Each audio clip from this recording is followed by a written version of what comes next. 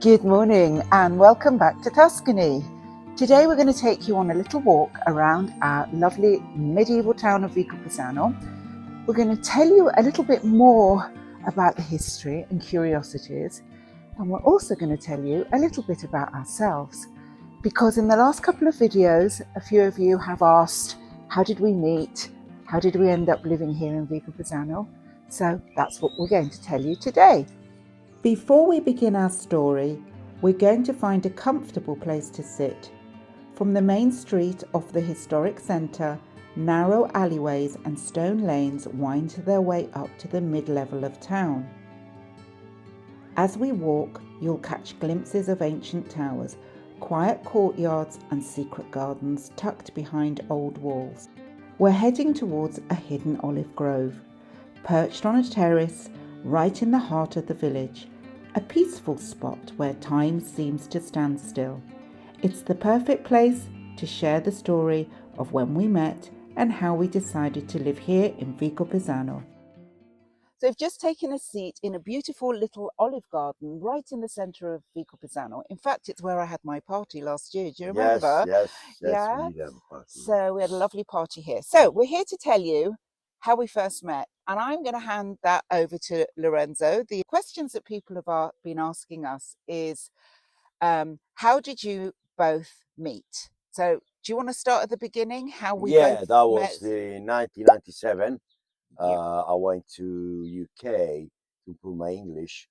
I asked my manager, and then I went to England. Then I was working in an Italian restaurant in Hampton, beautiful place, and on the Thames.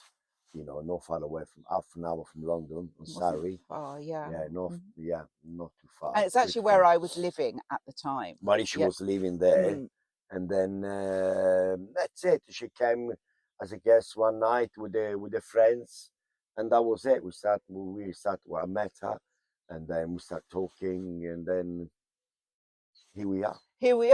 So I'm going to give you a little bit more of a backstory of that as well. So at the time I was working for British Airways. I was a long haul cabin crew, and I had just come back from a trip from Japan.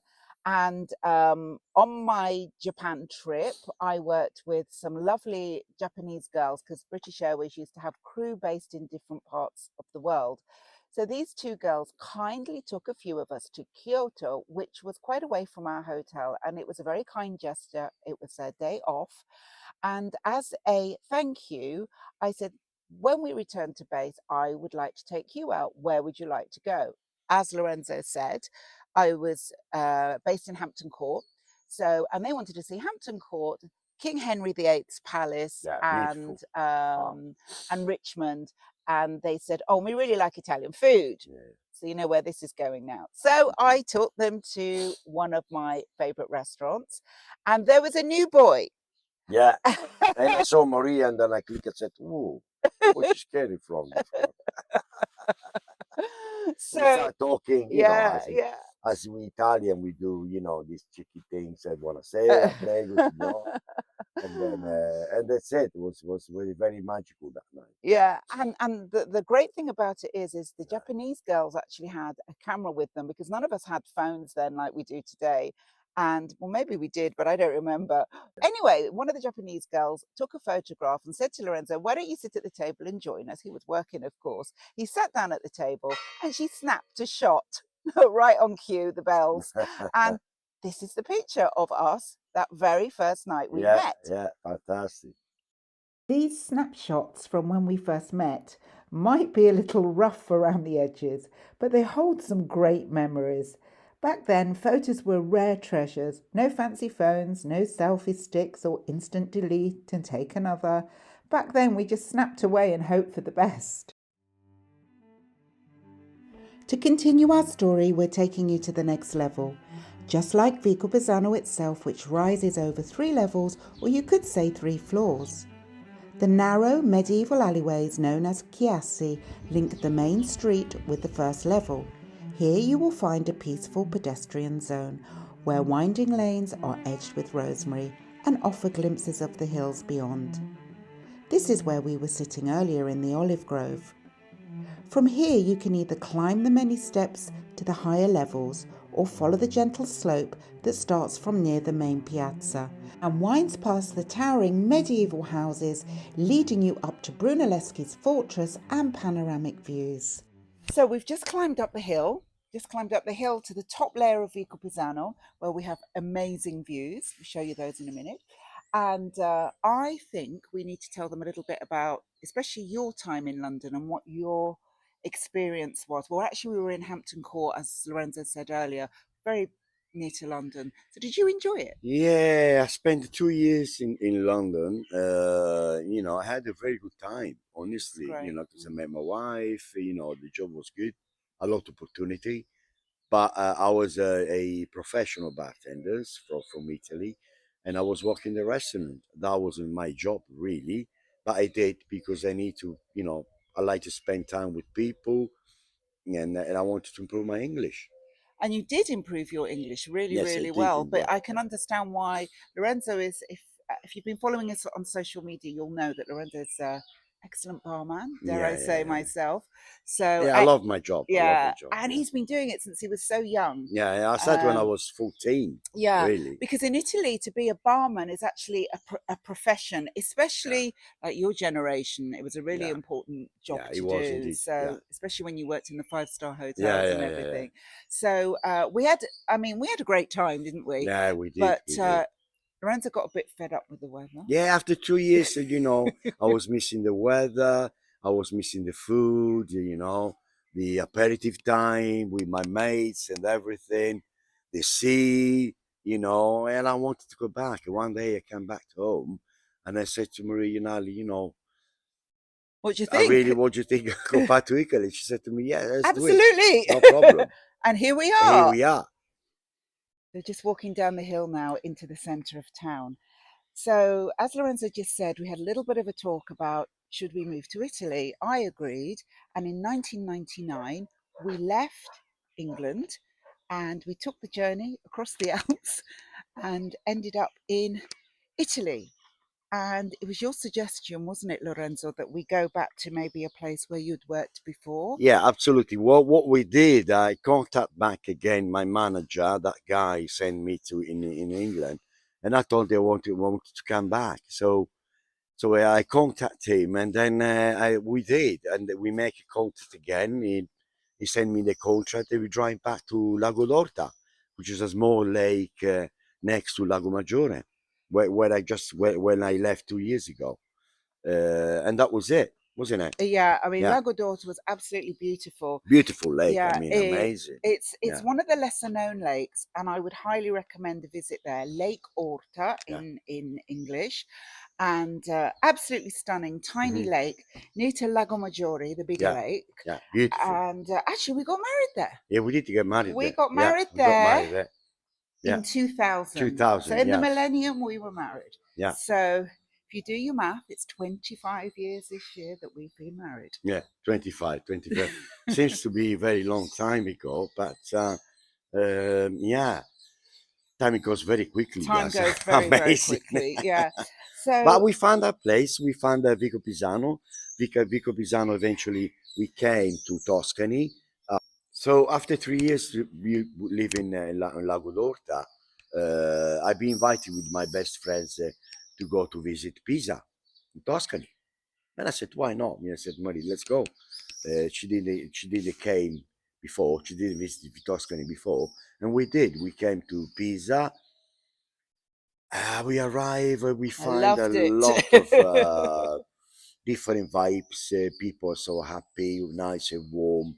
They see very close. That's the main thing for us because I'm Sicilian and Mauritius half Jamaican, so we love the sea. And then And the sun and the sun and the and the warmth. sun and people are very warm, And then we decided to move to Tuscany. Yeah. Also, because Mauritius was flying for British Airways, and Still. Pisa is the only international airport in Tuscany. at the time, even now. Yeah, it's the main airport. So there were daily flights to London, and I used to commute from London Heathrow. So Pisa just seemed like the perfect place. I already had some colleagues, British Airways colleagues, living in the area. A lot of them were in Viareggio. So you got a job pretty quickly, didn't you? Yeah, I got a job very quickly in 1 week. On the coast. 3 places, one in Florence, two in Pisa, and I chose that one in Pisa because it was close to the airport. Yeah, and it wasn't far from home. So at that point, we hadn't found Vicopisano. So let's walk a little bit further and tell them a little bit more about how we came to Vicopisano.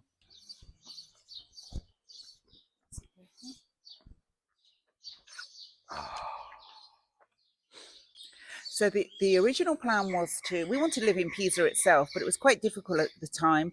There wasn't very much accommodation. Most of it was taken up by students and university professors because it's a university town. We also looked on the coast, but that was difficult because houses on the coast, they ask for big bucks, especially in the summertime. Price is different.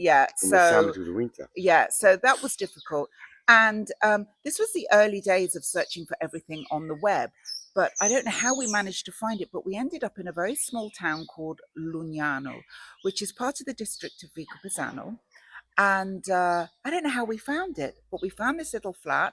It wasn't the dream in Tuscany. Yeah, no, but it was it was a start. Yeah. And from there, we discovered Vicopisano because this was our local headquarters, our local council, the town hall is here.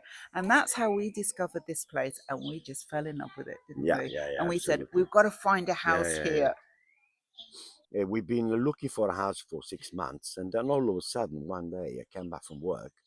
Mom, she said, that's it, I found a house in Vicopisano. You need to go and have a look. She's insisting. I said, okay, let's go. Because Lorenzo wasn't really keen to take on a house that had lots of work initially, were you? Yeah. And when the owner showed us around, gosh, I wish we had videos of those days. Mamma mia. He took us into the ground floor, which was just like a garage, and it had mud on the floor and cobwebs hanging from the beams. And I was like, don't take Lorenzo in there because he's going to say no before we've even seen the house. But I remember your face. You're just when I saw opened the place, his mouth. I saw like this, Mamma mia, this is amazing, this place. I think we've shared with you now a lot about us. And I know one of the other topics that you've been asking for is for a house tour. That will be coming soon. In case you don't know, Lorenzo and I, part of our home did become a vacation rental. The house has got 3 floors and we've got people staying there at the moment all the way through to the end of June. Then we've got a little bit of a break.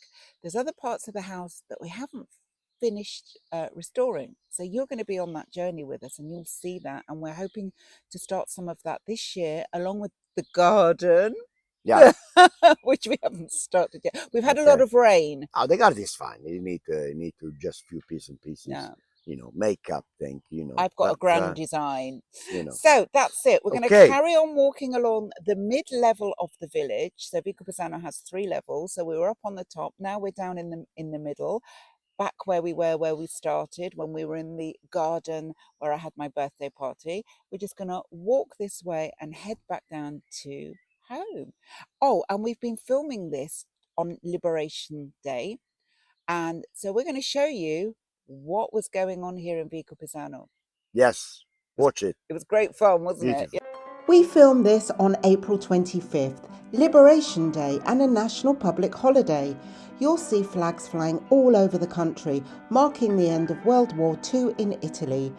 Events take place in cities, towns and villages across the country. From concerts to communal lunches, all in the spirit of remembrance and unity. We're heading into L'Ortaccio, our local Arci club, a kind of social and cultural centre that exists in many Italian towns. These clubs support local events, live music, community lunches, and all kinds of cultural projects. L'Ortaccio is located close to the historic centre, and all are welcome under the shade of the beautiful Tiglio trees. Today's lunch is prepared entirely by volunteers. These communal meals are a tradition, simple homemade food shared at long tables with neighbours and friends. This year's entertainment was provided by the South American Music Collection under the musical direction of Esteban Pavez, who brought vibrant rhythms and melodies from Colombia to Chile, filling the garden with joy and energy.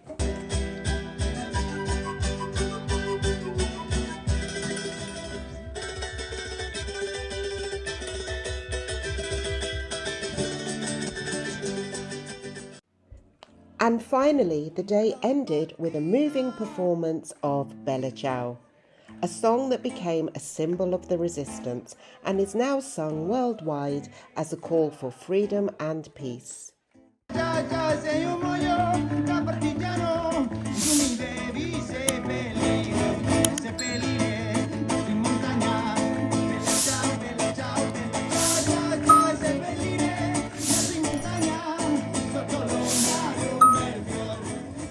We hope you enjoyed our story and this little glimpse into life in Vicopisano. Thanks for watching and see you next time. Ciao!